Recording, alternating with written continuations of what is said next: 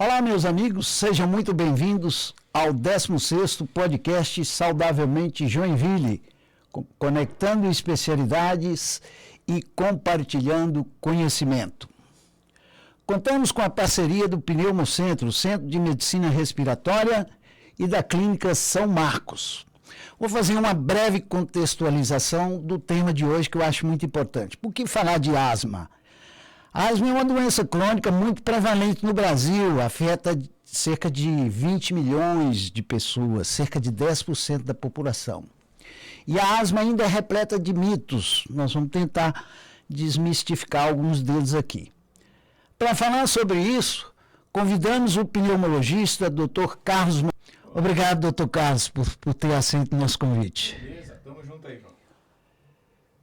É pneumologista e especialista em medicina do sono, graduado pela Universidade Gama Filho em 2010, residência em clínica médica pelo Hospital Central Militar do Rio de Janeiro, fez residência em pneumologia pelo Hospital Universitário Antônio Pedro da Universidade Federal Fluminense de Niterói e é pneumologista da Prefeitura de Joinville e diretor da Clínica Rô Nogueira, que fica na rua Expedicionário Holtz, 550, sala 1309. O currículo do Dr. Carlos é muito mais extenso que isso aí, né? A gente só simplificou. Tem que resumir um pouquinho. Bom, então, eu tenho mais ou menos 43 anos de experiência. Eu sou professor aposentado da Universidade Estadual de Montes Claros e estou aqui em Joinville há 5 anos. E uma das primeiras pessoas, colegas da área que eu conheci, que me deu total apoio, foi esse aí do lado do... Então, ele é um pouquinho mais novo que eu, então vai ser uma troca de experiências de gerações e experiências diferentes, né? Vamos começar então, doutor? Vamos nessa. Vamos começar com uma pergunta muito importante. A asma mata? A asma tem cura? E ainda tem gente que acha que isso é frescura, né? O que acontece dentro de um pulmão de um asmático durante uma crise? Então vamos lá, obrigado a todos aí por estar acompanhando.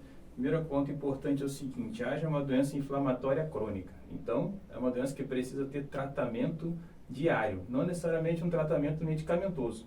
Então, a primeira parte do paciente que convive com a asma tem que ter é o controle do ambiente. É saber que tem que evitar contato com poeira doméstica, evitar contato com cheiro forte, principalmente de produto de limpeza, cloro, hipoclorito, evitar perfume com cheiro muito forte e, se for possível, colocar aquela capa antialérgica tanto no colchão quanto no travesseiro, que isso ajuda bastante.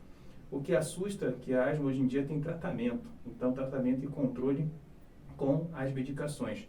Então a asma, infelizmente, é uma doença que mata, por isso devemos ter bastante preocupação em fazer o tratamento corretamente para que isso não aconteça. Apesar de não ser uma doença com uma mortalidade muito alta, ela mata sim, por isso que é importante termos o controle da doença. Um ponto que é chave para o paciente que convive com asma é saber o seguinte: a cura é um conceito, não necessariamente é um objetivo. Então, muita gente pergunta essa questão de que asma tem cura, asma não tem cura. O importante é entender o seguinte: o controle da doença. Assim como que pessoas que têm, por exemplo, hipotireoidismo. Às vezes o hipotireoidismo não tem cura, mas tem que tomar o remédio para ter o controle. Assim também funciona com a asma. Então, dependendo da idade do paciente, principalmente, a asma pode entrar numa coisa que nós chamamos de remissão. Acontece muito em crianças ali por volta dos 12 anos. Pode acontecer da asma dar uma silenciada ali, mas talvez ela pode voltar depois dos 30, mas não vamos torcer pelo pior. Então, uma coisa que é importante é que a necessidade de uso de medicação é importante, por isso que tem que ter sempre um acompanhamento médico para ver aqueles pacientes que atingiram essa questão ali em torno dos 12 anos que pode precisar ou não, mas aí a gente deixa aquele pessoal como nós atendemos criança. Mas é importante ter em mente que a asma precisa estar controlada. Independente se vou falar de remissão ou de cura, tem que estar controlada sem atrapalhar a vida do paciente. Muito bem, doutor. Falou muito bem. Eu sempre cito aqui o exemplo do meu filho, que com 8 anos teve asma, hoje ele está com 32, é um neurocirurgião, nunca mais teve. Ele está curado? Não, ele está em remissão. Ela pode nunca mais voltar, tomara que não, né? Mas acontece isso, o doutor Carlos falou, a pessoa passa um tempo sob controle e de repente, depois de muitos anos, ela pode vir a se manifestar. Então a vigilância tem que ser constante. Uma coisa, doutor Carlos, que as pessoas sempre me confundem, asma e bronquite são a mesma coisa? Isso aí dá um problema. Não sei nada assim. Bronquite é um termo muito genérico, né? Inflamação no bronco. Então tem bronquite aguda, causada por vírus. Eu falo muito que aqui, infelizmente, na nossa região tem uma cultura de usar bastante hipoclorito, cloro para uma marca específica, então eu não vou falar aqui não, que é para não dar problema. Mas tem a marca famosa aqui, eu sei. Né, que é muito boa aqui, né? De boa. que o pessoal usa muito. E o que acontece? Às vezes as pessoas vão limpar o banheiro e aí tem o costume de fazer o quê? Pegar, jogar no banheiro inteiro, fechar a janela, fechar tudo para agir bem. Verdade. E se a pessoa ficar dentro de um banheiro com grande quantidade de hipoclorito, pode causar uma bronquite química, por inalação ali, daquela substância que ela é muito volátil. Então, se você passar aquilo ali, só em abrir a embalagem, tu já sente o cheiro. Então, isso é uma das coisas que preocupam bastante. Então, essa questão de bronquite é um termo que a gente tem que tomar bastante cuidado, que é um termo muito genérico. Então, quando a gente fala de asma, tem gente que fala bronquite asmática, mas eu não vou entrar no termo se pode ou não pode. Acho que a gente, como profissional da saúde, a gente foi sabatinado na sua universidade a aprender praticamente um vocabulário totalmente novo, né? Então, eu acho que às vezes a gente se aproximar mais do dia a dia, do que o povo diz, fica mais fácil deles entenderem. Então, o termo bronquite asmática, por mais que às vezes fique algum erro de conceito, digamos assim, mas a gente falar de asma especificamente, é uma hiperreatividade, é o brônquio que abre e fecha demais. Então, normalmente, na nossa respiração, quando nós puxamos o ar, o brônquio abre. Quando a gente solta o ar, o brônquio fecha. Isso é um movimento natural. Mas a pessoa que tem asma, isso acontece de forma exagerada, principalmente o brônquio fechar na hora desnecessária. Então, muitas vezes o paciente que tem asma, a asma alérgica ali, quando entra em contato às vezes com poeira, com ácaro, o brônquio dá aquela fechada. Então, quando ele fecha, dá aquela sensação de falta de ar. Então, a asma é esse movimento, essa questão do brônquio abrir e fechar de forma exagerada. Se fosse só abrir, seria bom. O problema é que ele fecha demais. É aí verdade. que é o problema. Então, essa questão da hiperreatividade, que a gente chama, é o que a gente fica de olho para fazer, principalmente, o diagnóstico de asma. Isso. É só complementando, doutor Carlos, eu, na minha prática clínica, vivo muito esse problema e acabo explicando às pessoas. Bronquite é o termo genérico, como o senhor diz, inflamação dos brônquios, que ocorre em inúmeras doenças. A gente, na prática, o pneumologista usa ele mais para o termo bronquite crônica, para a chamada DPOC, doença pulmonar obstrutiva crônica, doença dos fumantes, que nós já falamos aqui em programa anterior, né? O importante é que o paciente entenda que a asma é uma doença genética, a pessoa nasce com ela, né? Que tem essa hipersensibilidade a vários fatores, né? A asma é uma doença de criança? Também. Isso daí acontece muito, principalmente na idade ali, 1 ano, 2 anos ali, que é o principal preocupação dos pais e das mães, né? Então, o que acontece, infelizmente, quando... Hoje em dia todo mundo trabalha, pai trabalha, mãe trabalha. Então, acontece ali quando entra ali na creche, na pré-escola, ali, né? A gente chamava antigamente de jardim, ali na creche, né? Vamos botar esse termo para ficar mais fácil. Começa a ter chiado no peito, nariz escorrendo, aí começa a ter tudo relacionado às infecções virais, principalmente. Então, ali em torno de 1 ano, dificilmente a gente consegue fechar um diagnóstico de asma. Pode ter alguns indícios, mas é muito difícil a gente conseguir fechar.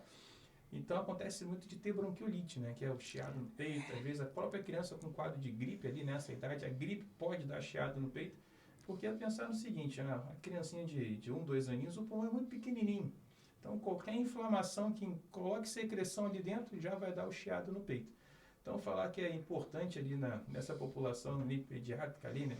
De 1, 2 aninhos, pensar mais em quadros infecciosos. Ali, mais ou menos, ali entre os 2 e 6 anos de idade, onde começa a surgir a parte alérgica ali, começa a ter aumento das doenças alérgicas. Então, é uma coisa que a gente começa a pensar mais no diagnóstico de asma, e a gente, assim, só consegue fechar legal, assim, um diagnóstico quando ela consegue fazer a prova de função pulmonar depois dos 6 anos. Então, assim, um diagnóstico de asma antes dos 6 anos é uma análise mais criteriosa. Então tem que ver a clínica do doente, ver se está tendo chiado no peito, ver se está tendo chiado, não está tendo febre, começa a ver se tem uma parte alérgica, ou tem alguma doença atópica associada ali, uma dermatite atópica, uma urticária. Então é mais difícil, mas tem como fazer o diagnóstico também. E depois dos 6 anos, aí consegue fazer a prova de função e o diagnóstico começa a ficar mais claro de fazer. Então eu vejo que na população pediátrica é uma coisa que é mais complexa, porque tem vários diagnósticos diferenciais, diferentemente dos adultos, e tem essa evolução, porque o sistema imunológico, alérgico, a gente só separa para estudar melhor, ela está sempre em evolução. Então, para a criança existe a asma e é muito importante nessa população fazer o tratamento preventivo. Ok. É isso que é a parte mais importante. Eu vejo várias responsáveis, mamãe, papai, vovó, por aí vai, preocupado se a bombinha faz mal. É verdade. A bombinha fazer mal para a criança e a verdade não faz. Um remédio que ajuda. Então, costumo dizer que, apesar de a gente não gostar do nome bombinha, a gente não gosta, mas vamos falar o português, claro, para ficar mais fácil. Sim. Então, a questão é que as bombinhas, assim, ela depende do que tem dentro. Então, é como se fosse falar bombinha, igual falar vai tomar um comprimido. Então, falar que bombinha faz mal, é igual falar que comprimido faz mal. Vai depender da substância que está dentro. E nenhuma das substâncias que estão ali dentro fazem mal. Então, é remédio. Então, qualquer remédio que você tomar de forma exagerada vai fazer algum efeito colateral. Então, tem muito a ver com isso, com a dose, com o tipo de medicação que é utilizada. Tem os broncodilatadores, tem os corticoides inalatórios. Então, dependendo da medicação, tem que ser usada de maneira correta. Ok. Complementando isso aí que o senhor falou, nós da áreas pneumologista, a gente tem uma frase que sintetiza tudo isso que diz. Nem tudo que chia é asma, embora a maioria o é. Eu acho que dentro desse contexto todo que você falou, é a história familiar. Sempre pais asmáticos ou parentes asmáticos próximos, os pais têm que estar alertas, né? Mas nem sempre é asma, como ele falou. E outro detalhe importante, que a asma, quanto mais precoce ela se manifesta, mais chance ela tem de ser controlada e até ela ter um controle, uma remissão muito precoce e talvez para o resto da vida. Como eu disse, o exemplo disso foi meu filho com 8 anos, mas eu tenho os pacientes melhores asmáticos que eu trato, Carlos, não sei se é com você, são pessoas de idade menor, 6 anos, 7 anos, 10 anos, que traz uma aflição muito grande para os pais ficam preocupados e falam, não, é melhor ele ter asma agora, que essa é mais fácil de manusear. Mas nós vamos falar isso mais para frente também. O clima de Joinville ajuda para os asmáticos, doutor? Depende do tipo, Isso acontece bastante. Porque assim, eu vim lá do Rio de Janeiro. Então, lá do Rio de Janeiro é um clima mais estável. Então, Rio de Janeiro fica um pouco mais frio, um pouco mais quente, chove um pouco mais, mas não é igual aqui a estação do ano bem definida. Então, isso é uma das coisas que às vezes depende de cada um. Então, depende do paciente. Existem alguns pacientes que vêm, às vezes, de um lugar que não está tão adaptado a essa mudança climática, às vezes que tem um frio, para mim hoje está um frio danado, deve estar uns 16 graus, estou congelando aqui. Estou congelando. Mas assim, depende muito de cada um. Então o que acontece? Do clima de Joinville, o que chama mais atenção é a quantidade de umidade nas casas que favorece a ter mofo. Então isso, aquele mofo, aquele bolo que fica na parede ali, é isso que a gente fica mais preocupado em relação a Joinville. Então eu falo que é o seguinte, a primeira coisa que tem que fazer quando o paciente tem asma é ver, se for possível, arrastar os móveis para ver se não tem aquele bolo, aquele mofo que fica atrás dos móveis. Eu falo, se possível, teve uma vez que eu falei isso e uma família preocupada tirou os móveis embutidos, tudo da cozinha, e não era para fazer isso não, só para ver se é possível fazer.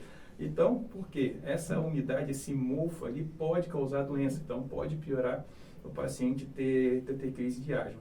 E o fato da cidade ser úmida favorece muito a proliferação dos ácaros, então isso é uma das coisas que serve também para ficar de olho. E eu vejo que desde Joinville, assim, tem uma outra situação que tem na nossa cidade, que é uma cidade industrial. Sim. Então, temos contato, às vezes, com indústrias no meio da cidade. Não tenho nada contra a indústria alguma e a localização delas, mas nós estamos falando sobre doença respiratória, vale a pena fazer esse comentário. Ainda não tem nenhum estudo específico de quem mora em alguma indústria tenha mais problema ou menos problema. Mas o que a gente tem que levar em consideração é que se você mora em algum lugar que tem, às vezes, partículas que ficam no telhado, tem partícula que fica aquele pozinho que fica em cima do carro, isso é um indício que tem um ar poluído. Então, essa é uma situação que me preocupa, né, principalmente na população mais nova. Então, o ideal é ficar afastado. E muitas vezes a gente vê comércios assim, e principalmente oficinas que estão localizadas dentro de área residencial. Então, teve alguns pacientes que vieram comentar que abriram serralheria em áreas residenciais, que não tinha o alvará de funcionamento. Então, isso é uma das situações que liberava aquele pó para o bairro inteiro. Então, isso são situações, às vezes, que a gente precisa ficar de olho. Então, quando eu falo de Joinville, não falo exclusivamente do clima, eu falo da cultura da cidade, né? É uma cidade industrial que tem essa pegada, então a gente tem que ficar de olho também na qualidade do ar que nós estamos respirando, não necessariamente só do clima. Exatamente. Chuva é muito bom, né? É o progresso, é bom para a agricultura e tudo mais, mas ele abordou aí um aspecto muito importante. A umidade, inclusive, alta de Joinville é boa para nossas vias respiratórias. O outro lado negativo dela é que faz proliferar micro-organismos, principalmente os fungos, né? Que prejudicam as asmáticos. Bom, nós estamos falando do clima, e o senhor já citou alguns outros fatores, né? Aqui nós observamos um deles, né? Onde nós estamos aqui, né? Que é o carpete, sofá. Quais outros fatores ainda a gente pode falar que são agravantes ou precipitantes da crise asmática? Então vamos falar do nosso amigo carpete. Estou me adaptando. Então o que acontece? Hoje em dia a gente não usa tanto, a gente está aqui no estúdio, aqui precisa para isolamento, mas uma coisa que é super importante é controle do ambiente. Então vamos falar especificamente começando da cama. Então a cama é onde nós passamos aí 1/3 da nossa vida dormindo nela. Então a cama tem que ser impecável. Então quem tem asma não tem jeito, tem que ter capa antialérgica tanto no colchão quanto no travesseiro para impedir a proliferação dos ácaros. E uma situação que acontece muito com criança, que me perguntam muito, são os bichinhos de pelúcia. O que faz Exatamente. com os bichinhos de pelúcia? Eu tenho com 30, 40, mas é uma criança só. Mas tem, às vezes tem. Acontece muito. Tem, às vezes, um tio, um avô que é viciado naquela máquina de pegar bichinho. Chega lá, tem uma criança que tinha mais de 100, que o avô, toda vez que passava ali, pegava um e dava para a criança. É verdade. Então, assim, eu falo, olha, ela é muito apegada? Então, vamos precisar, assim, lavar, contemplar, lavar pelo menos toda semana, a cada 15 dias. Ela, como é que eu vou lavar os 100? Eu falei, então, doa, né? Faz uma caridade para quem Exato. Então, eu vejo muito isso. Então, eu falo o seguinte, então, em relação aos bichos, existem hipoalergênicos que ajudam, mas é importante o seguinte, a criança que tem contato, às vezes não tem jeito, a criança vai querer aquilo, então tem que estar lavando. O ideal é botar na máquina, se for possível, lavar aquilo ali, botar para secar, pelo menos a cada uma semana, a cada 15 dias, botar para lavar. Mas às vezes tem aquele que a criança gosta de ficar vendo, né? Que já cresceu, mas tem aquele amor. Então o que eu falo? Os ácaros, eles costumam ficar dentro, em volta dos bichinhos de pelúcia. Então pega ele, coloca dentro de um saco, faz como se fosse um ovo de Páscoa bem bonito, com lação ali, deixa lá na parte de cima, mas deixa ele isolado. Então, só em deixar ele isolado ali, envolto no plástico, já impede do ácaro que está ali não vai sair. Então já ajuda bastante. Porém, se tiver no saco muito tempo e quiser brincar, tem que lavar antes, que ele está lá dentro, ele não ficou isolado, mas ele ficou lá dentro desse saco. E uma situação que acontece bastante também, principalmente nesse período de inverno, como a estação do ano é tudo bem dividido, é a roupa de frio. Então, existe uma recomendação de evitar, né? Eu falava muito isso, né? Lá no Rio de Janeiro é mais fácil, não usa roupa de lã. A gente não usa roupa de lã, não vai usar. Da onde eu vim também era assim, é muito raro. Mas aqui para mim é muito frio, as pessoas falam que não, mas às vezes chega ali 6 graus. Aí tem que usar uma roupa mais pesada. Então o que eu oriento assim? Chegou ali, o sol está presente ainda em abril, lava tudo. Então lava a roupa toda, lava e quando for, depois do período de inverno, quando for guarda ela isolada dentro de um saco, tem aqueles sacos, aquelas saco a vácuo, que ajuda bastante ao ácaro não se proliferar. Então, essa questão do ambiente das roupas é muito importante. É claro, evitar cortina que seja de algodão, que algodão acumula muita poeira, tentar colocar tecido sintético ou deixar só aquele blackout, às vezes já é o suficiente para impedir a luz, ou até mesmo botar persiana, cortina. Então, colocar materiais que sejam fáceis de limpar. Só passando um paninho úmido já é suficiente para tirar essa poeira. Então, o ambiente é importante. E quando a gente fala de sofá, né, principalmente quando estamos sentados aqui, a cada 6 meses pode lavar ali para tirar aquela sujeira, mas o ideal é colocar uma capa que seja lavável, porque coloca a capa ali, depois lava a capa e já facilita bastante. Ok. Só acrescentando, os pets aqui em Joinville, eu noto que o pessoal gosta de gato. Tem gente que tem 3, 4 gatos. Gato, cachorro, calopsita.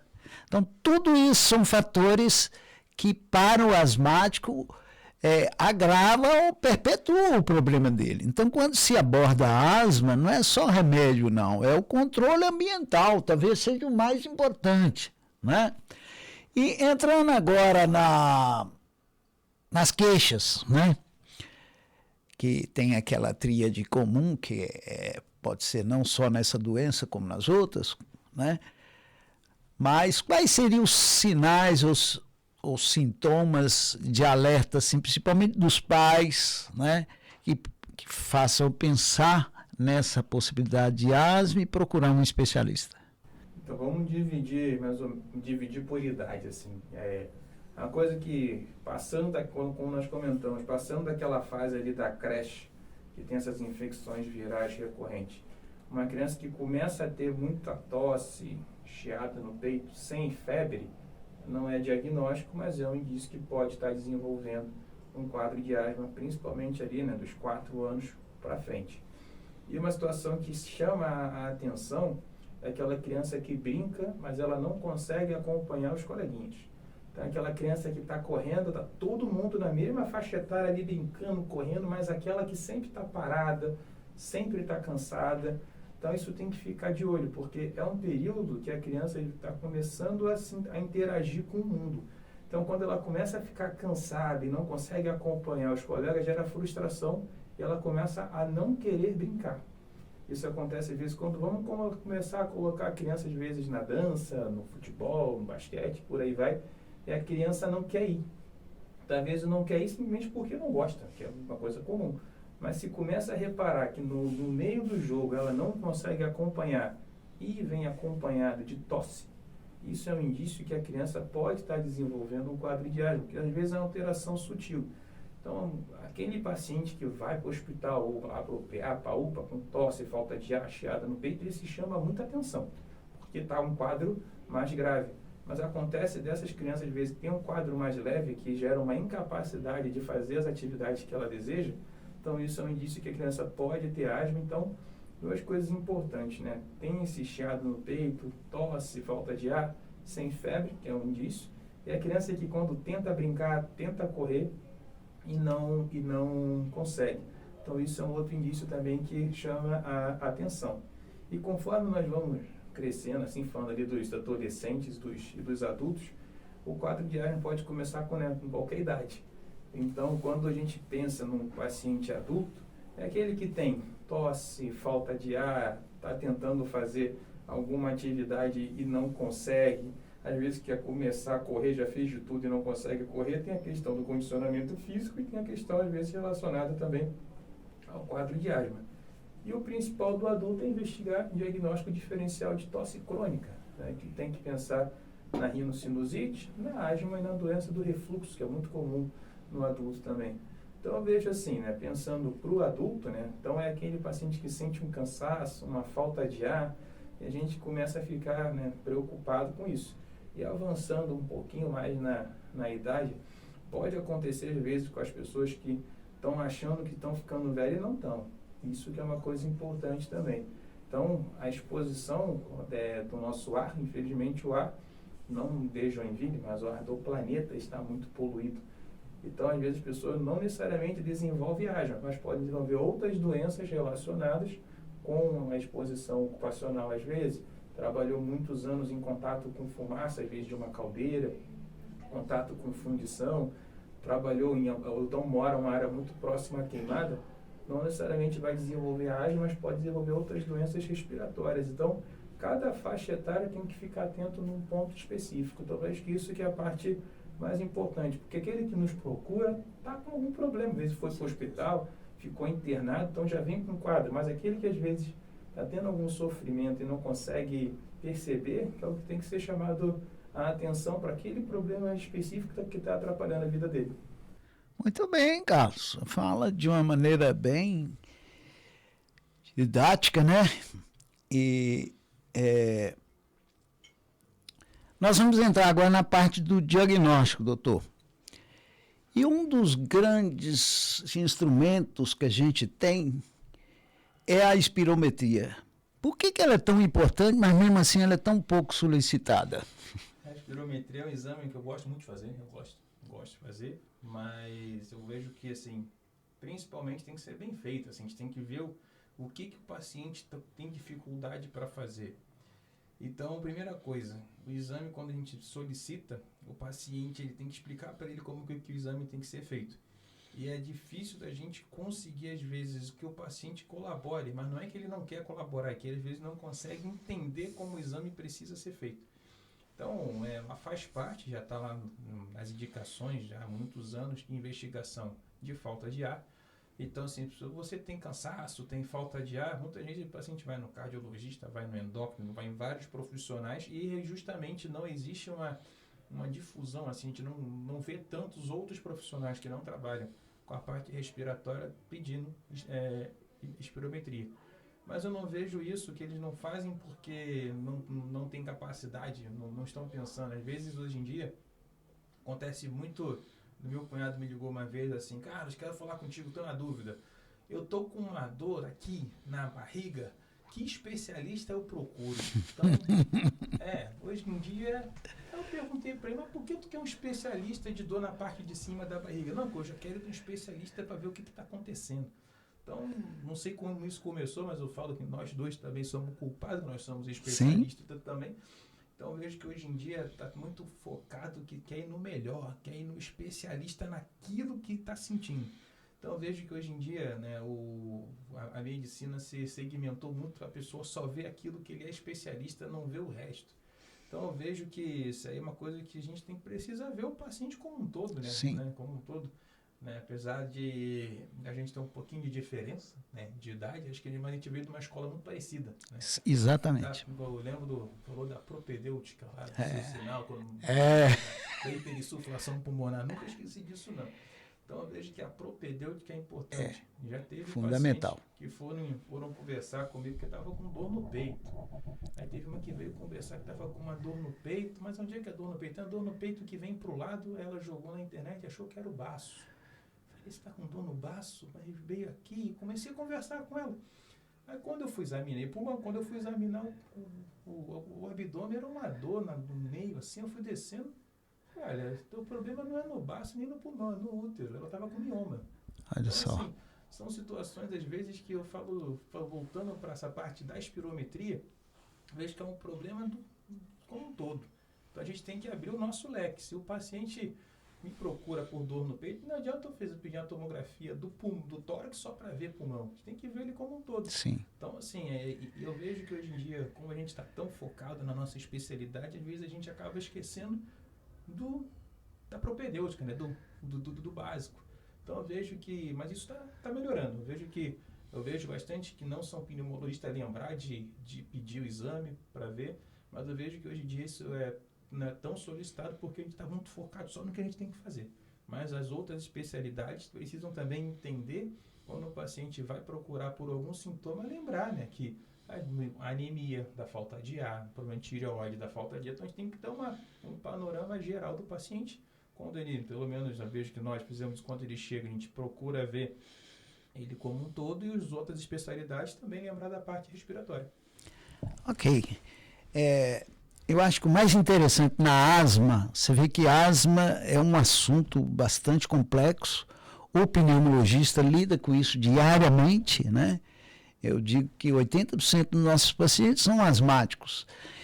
E ele lida com um sintoma que eu acho que é o pior sintoma que pode ter para uma pessoa, que é sentir falta de ar. E uma falta de ar que às vezes ele não tem recurso, ele procura um ambiente ventilado, liga um ventilador, abana, e isso faz ele ficar cada vez mais ansioso. Então, falta de ar está muito ligada à sensação de morte, é muito angustiante. Então, nós pneumologistas, nós temos a obrigação e empenho de tentar resolver isso ou minimizar isso, né? Porque é muito sofrimento a pessoa ter falta de ar. Que outros exames, além da espirometria, que é nosso carro-chefe, né, a gente pode utilizar para auxiliar esse diagnóstico? Primeira coisa que a gente tem que pensar é no que o paciente nos diz, né? Juntando, né, lá na Gama Filho falava muito de diagnóstico sindrômico, né? Síndrome de via aérea, síndrome cardiogênica, síndrome de... assim, É verdade. É a gente pensar primeiro no que qual é a parte do organismo que está vindo aquele problema.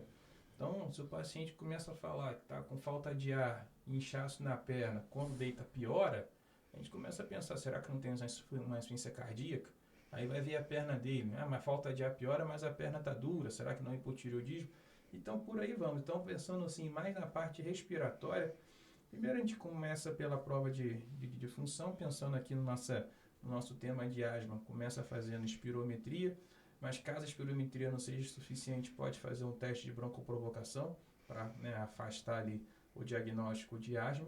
É importante, às vezes, fazer uma tomografia não só do tórax, para ver se tem alguma alteração ali, uma fibrose pulmonar, uma bronquiectasia, alguma alteração que favoreça ter falta de ar. Mas eu sempre gosto de pesquisar também o seio da face, para ver se não tem uma sinusite crônica, uma polipose nasal, algo que possa estar uma reação inflamatória ali que acaba atrapalhando também na parte pulmonar. E tem outros exames também, vai depender de cada caso. Sim. Então, mas também a gente precisa investigar as causas alérgicas ali, né, que é importante ter o perfil do paciente, que a gente estuda muito na parte de asma, ver se ele tem um perfil que tem mais alergia ou menos alergia, né? Exato. Tem muita questão agora dos eosinófilos também, tudo. Então, são situações que a gente tem que investigar pensando na queixa do paciente. Então, da asma, a gente primeiro faz uma espirometria, se for necessário, faz um teste de broncoprovocação, algum exame de imagem, né, na tomografia, ou até mesmo, se for o caso, quiser fazer um raio-x de tórax também, mas eu sempre procuro encaminhar para o otorrino ou ver uma avaliação também do seio da face. Aqui em Joinville, graças a Deus, nós estamos bem servidos, né? Cercado de excelentes profissionais, não só da nossa área, pneumologistas, mas alergistas, né? E outras áreas envolvidas. E a propedêutica, a investigação, aqui não falta nada, né? Não só espirometria, teste de feno, prestimografia, dosagem de IgE, dosagem de eosinófilo. Então, aqui nós estamos bem assessorados, né, para auxiliar o asmático, né? Como que a gente classifica a gravidade da asma? Talvez é o mais difícil dizer, né? Sim. A classificar a gravidade não é complicado, é complexo. É complexo porque a gravidade da asma, na nossa visão, é uma coisa, da visão, às vezes, do paciente é outra visão. Então, para nós, uma asma grave é aquela que precisa de uma medicação, principalmente corticóide inalatório, de dose alta para controlar. Então, isso daí a gente pensa numa asma que já está de difícil controle, é uma asma que está mais complexa para controlar. E a asma grave, assim, grave, é aquela que leva o paciente com risco de vida. Então, às vezes, o paciente tem uma asma grave simplesmente porque ele ter tido uma crise e foi para o hospital ficar no oxigênio, mas não estava usando nada. Então, eu vejo que a gravidade dos sintomas tem a ver com a visão do paciente e com a visão do médico. Então, pensando de uma forma mais simplificada, uma asma que a gente chama hoje em dia asma de difícil controle é aquela que precisa de muito remédio para controlar. Então, muito remédio não necessariamente são várias medicações que tem que ser tomada durante o dia. Tem que ver com a dose do remédio que precisa tomar para controlar o quadro do paciente. E aí, o paciente que tem um quadro, às vezes, leve, do ponto de vista da necessidade da medicação, que às vezes chama mais atenção porque é leve. Então, por ser leve, o paciente, ele às vezes não acaba sendo tão aderente ao tratamento. Então, às vezes, os quadros que não atrapalham muito a vida do paciente, ele acaba sendo normal, né? A gente percebe isso no nosso dia a dia sendo um pouco mais negligente, assim, com o tratamento. Então, a gente tem que reforçar a necessidade da adesão. Então, às vezes, o quadro é um pouco mais leve, mas nem por isso precisa do tratamento para que ele não evolua para um quadro mais grave. Então, a gravidade do nosso dia a dia é pensar no seguinte: para o paciente melhorar do quadro de asma, precisa fazer aquele tratamento crônico. E quando o quadro, às vezes, agrava, que ele procura o hospital, aí tem que dar um tratamento redobrado, prestar bastante atenção. Ok. Qual o tratamento? A maioria dos nossos telespectadores já conhece das famosas bombinhas, que tem muitas opiniões divergentes, né? Muitos mitos, né? Tem pessoas que dizem que as bombinhas fazem mal, atacam o coração, viciam, o paciente fica dependente. O que o senhor pode dizer sobre isso? Primeiro, não vicia, não ataca o coração, não seca o pulmão. Então, isso é uma coisa que tem que ficar muito claro aqui. Então, vamos começar assim, trocando o nome, que bombinha já a pessoa já acha que vai se explodir, né? Então, vamos trocar por inalador, né? Que é o termo, né, mais certo, digamos assim. Então, o inalador, ele tem a função importante. Então, o que acontece muito hoje em dia? Existe o salbutamol, que é muito utilizado, né? Mas o salbutamol não é tratamento de asma, ele é apenas para tirar de crise. Então, o que modifica? Quando a gente fala de salbutamol, ele é para usado somente em casos de falta de ar. Ele não é tratamento para a asma. O que muda? Quando você usa o salbutamol, ele dura 4 horas, acaba o efeito, acabou. Não faz mais nada. Então, ele dura 4 horas, depois acabou. Não tem nenhum efeito. Quando a gente usa os corticoides inalatórios, né, e aí tem vários outros, então a gente fica mais atento, porque o corticoide inalatório, ele é anti-inflamatório da via aérea. Então, o que é o anti-inflamatório da via aérea? Ele previne exacerbação, previne crise, diminui a resposta inflamatória, e assim a gente começa a melhorar a parte pulmonar. E uma questão de conceito que acontece muito hoje em dia, pessoal pesquisando, não tem nada contra, estamos na internet aqui, tem que ser pesquisado mesmo. Quando a gente fala a questão de anti-inflamatório, muita gente associa os anti-inflamatórios não esteroidais que pioram a crise de asma. É verdade. Então, lembrando que nós estamos falando do corticoide inalatório. Não são os anti-inflamatórios. Eu não estou falando de diclofenaco, nem de nimesulida, nada disso, porque se o paciente tem asma, toma esse tipo de medicação, piora a crise dele. E já tiveram casos já de pacientes que viram essa questão de que tem que tratar a asma com anti-inflamatório, tomou nimesulida e teve crise de falta de ar. Então, vamos, né, dividir tudo certinho. Então, estamos falando dos corticoides inalatórios. Então, nós vamos ficar de olho para fazer o tratamento preventivo sem ficar preocupado. Então, dos efeitos colaterais, quando a gente fala dos corticoides inalatórios, aí tem budesonida, beclometasona, fluticasona, por aí vai. O principal efeito colateral é a monilise oral, fungo. E como é que resolve isso? Lavar a boca depois que usa. Então, lavou, puxa os cangarejos, joga fora. Exatamente. Já previne isso. Então, não é um efeito colateral grave. Continua. Se tiver com monilise, com fungo, toma ali um fluconazol ali oral, um antifúngico ali que já resolve, até a própria anistatina ali resolve também. Então, assim, vamos tirar um pouco o peso que os inaladores salvam. Então, principalmente os inaladores usados de maneira correta. Então, se for usar o tratamento, precisa usar com um corticoide inalatório contínuo. Ou se estiver, às vezes, usando só como medicação de resgate, usar o broncodilatador junto sempre com o corticoide inalatório. Então, eu vejo que no passado não tinham muitas opções. Então, vários pacientes tinham crise de falta de ar, que a asma continua grave, só que não tinham tratamento. E as pessoas, às vezes, estavam cansadas, estavam com falta de ar e usavam o inalador e não resolvia. Então, muito associado a isso, que tu usou a bombinha e morreu. Não, mas ele morreu porque o quadro era grave. Claro. E só aquele inalador que ele usava não era o suficiente. Então, isso é o tipo de coisa que nós temos que ficar atento, que o inalador ajuda muito, salva a vida. E a preocupação que tem bastante é em relação ao coração, né? Que acelera o coração, dá arritmia. Olha, a dose para dar arritmia é uma dose muito alta. Muito alta. Muito alta. Então, assim, é igual você falar assim, meu coração acelerou. Tá, mas um frasco de salbutamol dura quanto tempo na sua mão? 3 dias. É overdose. Então é igual você pegar qualquer remédio, a minha pressão está muito alta. Você não vai tomar 20 comprimidos de captopril, porque a pressão está alta. Então é a mesma coisa. Então se você usa um inalador por semana, a dose é muito alta. Então vai ter efeito colateral pelo uso exagerado dessa medicação. Então, uma coisa que é importante, eu falo muito, né, que é o que tá, não tem como a gente fugir, né, é o fenoterol e o salbutamol, né, que nós temos como broncodilatador de curta duração no nosso país.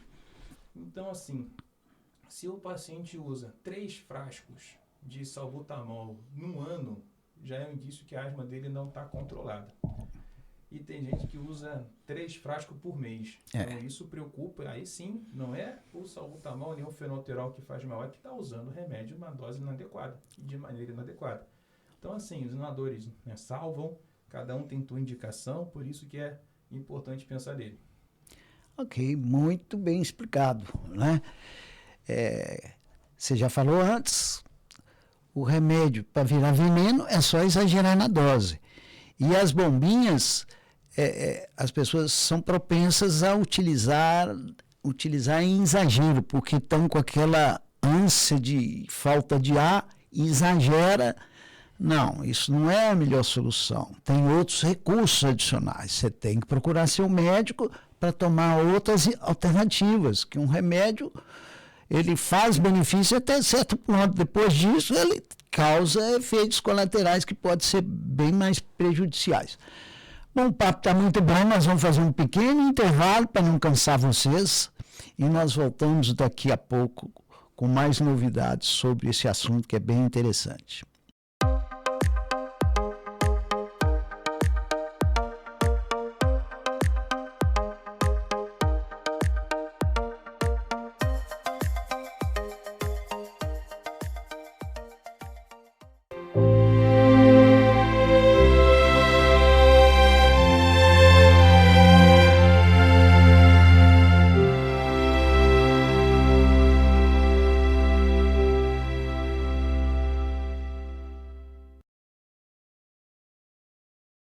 Olá pessoal, estamos de volta, obrigado aí por vocês terem permanecido aí no canal, nos assistindo, o papo está muito bom, né? Para aqueles que ainda não se inscreveram no meu canal, é o canal João do Pulmão no YouTube. Sigam-me também nas redes sociais, no Instagram, o Facebook, o TikTok, tudo com esse nome, João do Pulmão. Além disso, dê suas curtidas, porque é isso que faz o vídeo se popularizar. Vamos entrar agora, doutor Carlos, numa área assim, bastante interessante, muito promissora, principalmente para aqueles asmáticos graves, que é o uso dos chamados imunobiológicos, que muita gente não conhece, muita gente não tem acesso, que são medicações de mais alto custo. Por outro lado, boa parte dessas medicações estão já disponibilizadas pelo SUS, né? Na minha época, nós não tínhamos nem medicação inalatória, nós só tínhamos a tríade de tratamento, ABC, A de aminofilina, B de beta simpático médico e C de corticóide, ó, pra você ver. E não tinha aminofilina, né?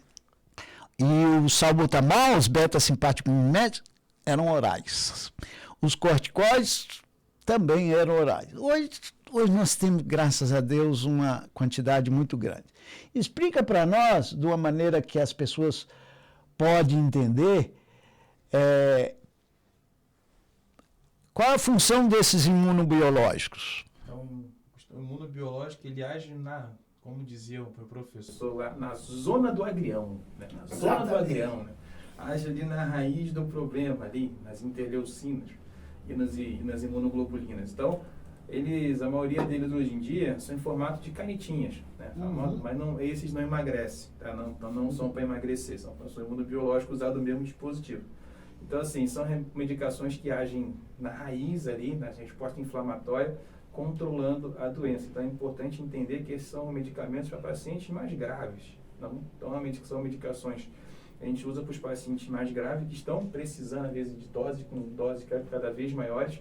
Então eles têm uma resposta muito boa Então, tem, às vezes, outras doenças associadas, como rinocinite crônica, urticária, dermatite atópica, que ajuda a gente a direcionar qual seria o melhor imunobiológico ao paciente, junto com os exames complementares, principalmente o exame de sangue. Ok. Bem sintético, e aí vocês têm que tomar conhecimento que essa medicação já são disponibilizadas pelo SUS, algumas delas, né? São disponibilizadas pelo SUS, inclusive agora em março desse ano, saiu o novo PCDT de asma, com incorporação de novas medicações.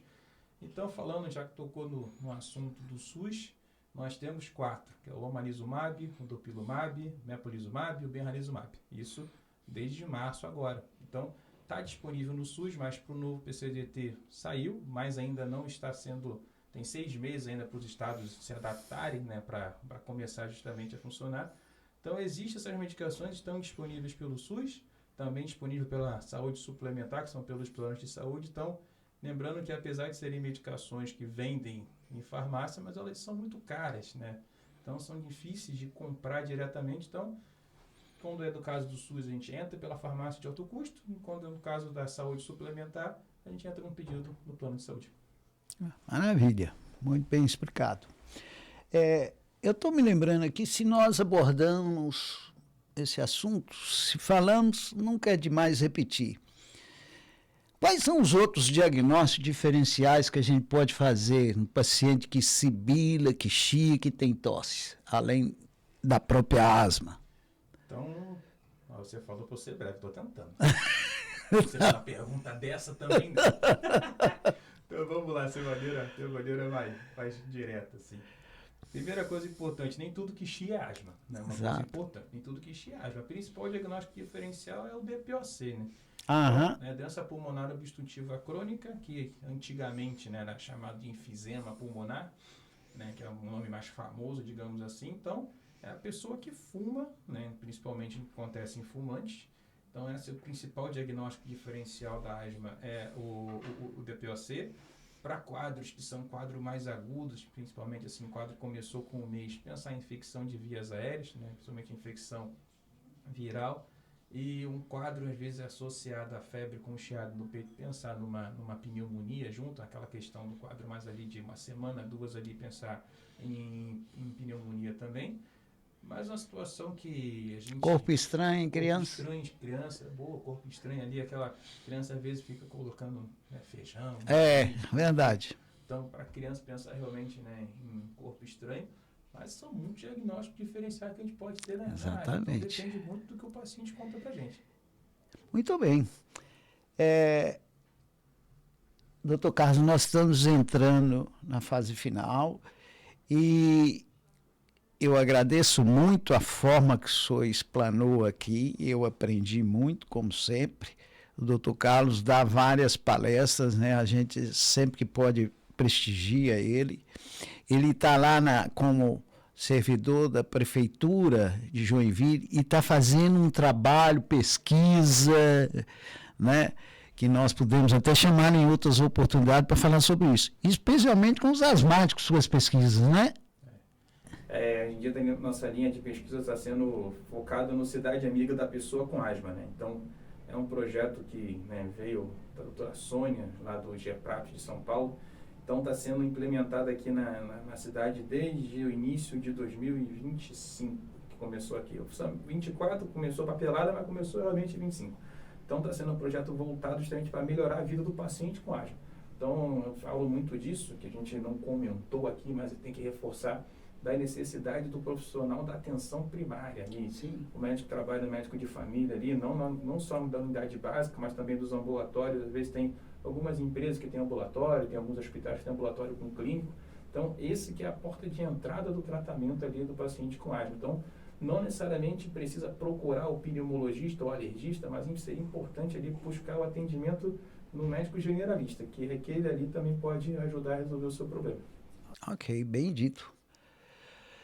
Se você pudesse deixar uma única mensagem para o asmático que está ouvindo agora, doutor, qual seria?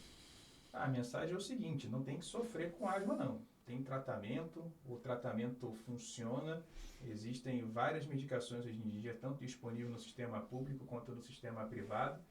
Então, a mensagem final é essa: não precisa ter sofrimento, a asma tem controle com as medicações e tem principalmente qualidade de vida, e não tem que deixar de praticar atividade física por conta da asma, não. Pelo contrário, conforme faz mais praticar atividade física, melhor fica. Certíssimo, concordo inteiramente. Doutor Carlos, obrigado pela forma objetiva e de fácil entendimento que explicou sobre essa doença. Aqui, como eu sempre digo, aqui não é um consultório, aqui só tem o objetivo de alertar as pessoas, principalmente os leigos. A gente sabe que residentes, estudantes de medicina e colegas não assistem, mas nosso foco maior é para os nossos pacientes, né? Transmitir informações que podem ser úteis para ele se orientar numa dúvida, que médico procurar e como proceder, né? Se você identificou algum sintoma como esse, né? Chieira no peito, falta de ar, tosse, e principalmente se esses sintomas são repetitivos, recorrentes, e se você tem familiares asmáticos, eu acho que é uma boa razão para você procurar um pneumologista. E nós temos bons pneumologistas em Joinville. Sem exagero, para mim são todos eles, né? Então a asma tem tratamento, tem controle e tem qualidade de vida. Essa é a mensagem final que eu quero deixar. O nosso podcast tem o apoio do Pneumocentro, Centro de Medicina Respiratória, e da Clínica São Marcos.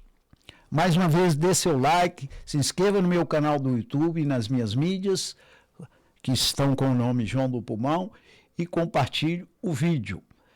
Até uma próxima oportunidade. Obrigado, João, pela oportunidade.